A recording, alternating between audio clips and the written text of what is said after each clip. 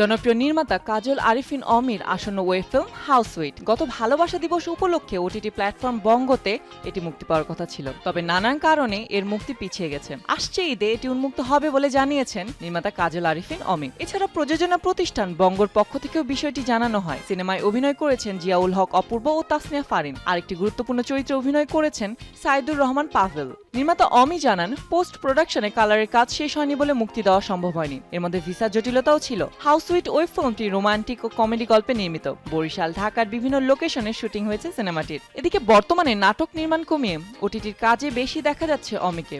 পরপর hotel, relax, অসময় কন্টেন্টগুলো বানিয়ে সারা ফেলেছেন। শিগগিরই প্রস্তুতি নিচ্ছেন সিনেমা নির্মাণেরও।